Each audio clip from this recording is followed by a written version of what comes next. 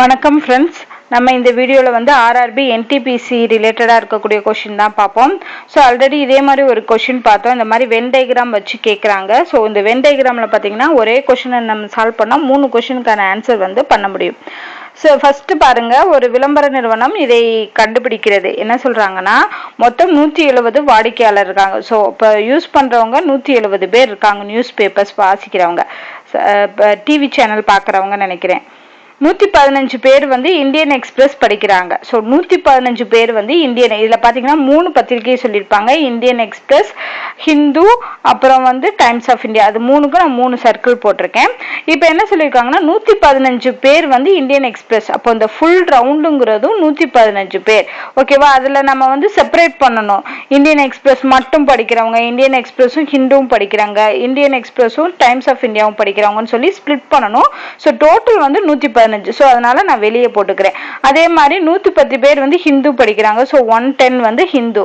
அடுத்து 130 பேர் வந்து டைம்ஸ் ஆஃப் இந்தியா படிக்கிறாங்க. ஸோ இவங்க எல்லாமே வந்து மொத்தமா படிச்சவங்க.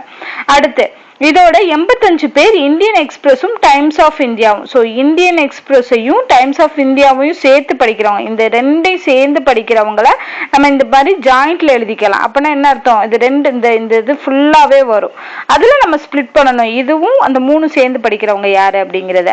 அடுத்து பாத்தீங்கன்னா 75 பேர் வந்து இந்தியன் எக்ஸ்பிரஸும் தி ஹிந்துவும். ஸோ அப்போ 75 பேர் இந்த கார்னர்ல போடுங்க. அடுத்து பார்த்தீங்கன்னா 95 பேர் வந்து ஹிந்துவும் டைம்ஸ் ஆஃப் இந்தியாவும். ஸோ அப்போ இங்கே 95 பேர் வருவாங்க. இந்த பார்ட் வந்து 95 பேர்.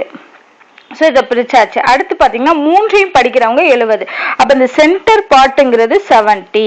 இப்போ நம்ம என்ன பண்ணலாம்னா, இந்த 70யை கழிச்சு இந்த பார்ட் என்ன, இந்த பார்ட் என்ன, இந்த பார்ட் என்ன அப்படிங்கிறத கண்டுபிடிப்போம். ஃபர்ஸ்ட் பார்த்தீங்கன்னா இந்த 85ல இருந்து 70 போச்சுன்னா மிச்சம் 15. அப்போ டைம்ஸ் ஆஃப் இந்தியாவும் இந்தியன் எக்ஸ்பிரஸ் மட்டும் படிக்கிறவங்க 15 பேர். அந்த மாதிரி. அதே மாதிரி 75ல இருந்து 70 போச்சுன்னா இங்க 5 வரும். 95ல இருந்து 70 போச்சு அப்படின்னா 25 வரும். இது போட்டாச்சு. இப்போ இந்த ரவுண்டுக்குள்ள வரும். இந்தியன் எக்ஸ்பிரஸ் மட்டும் படிக்கிறவங்க வேணும்னா என்ன பண்ணணும்? 115ல இருந்து 70, 15, 5 இதை கூட்டி கழிக்க போறோம். ஸோ 70ஓட 15 கூட்டணும் அப்படின்னா 85, 85ஓட 5 கூட்டணும்னா 90. அப்ப 115ல இருந்து 90 கழிச்சோம் அப்படின்னா என்ன வரும்? இதுல ஒரு 10, இதுல ஒரு 15. ஸோ அப்போ மொத்தம் 25 பேர் மட்டும்தான் இந்தியன் எக்ஸ்பிரஸ் படிக்கிறாங்க. அதே மாதிரி ஹிந்து மட்டும் படிக்கிறவங்க வேணும்னா என்ன பண்ணுவோம்? 70ஓட 25 கூட்டணும், 70ஓட 30 கூட்டணும்னா 100. ஸோ 110ல 100 போச்சு அப்படின்னா வெறும் 10 பேர் மட்டும்தான் ஹிந்து படிக்கிறாங்க. அடுத்து இங்க 130ல பார்க்கும்போது என்ன ஆகும்? 70ஓட 25 கூட்டுங்க 95, 95ஓட 5 கூட்டணும் அப்படின்னா 100, 110. அப்ப 130ல 110 போச்சு அப்படின்னா 20. ஸோ இப்போ நம்ம அந்த டயக்ராமை ஃபில் பண்ணியாச்சு. இப்போ கொஸ்டின்ஸ் வந்து பார்க்கலாம். எத்தனை பேர் இந்தியன் எக்ஸ்பிரஸ் மட்டும் படிக்கிறாங்க? நம்ம ஆல்ரெடி இந்தியன் எக்ஸ்பிரஸ் மட்டும் படிக்கிறவங்க எத்தனை பேர்னு எழுதி வச்சிருக்கோம்? 25 பேர். ஸோ இப்போ இதுக்கு ஆன்சர் வந்து பி. அடுத்து 2வது கொஸ்டின் பார்த்தீங்கன்னா, எத்தனை பேர் வந்து தி ஹிந்து மட்டும் படிக்கிறாங்க? ஹிந்து மட்டும் படிக்கிறவங்க வந்து எத்தனை? 10 பேர் மட்டும்தான். ஸோ ஹிந்து மட்டும் வந்து 10 பேர். பேர் தி ஹிந்து இல்லாமல் இந்தியன் எக்ஸ்பிரஸ் மற்றும் டைம்ஸ் ஆஃப் இந்தியா படிக்கிறாங்க. டைம்ஸ் ஆஃப் இந்தியாவும் இந்தியன் எக்ஸ்பிரஸும் படிக்கணும், ஹிந்து மட்டும் இருக்கக்கூடாது.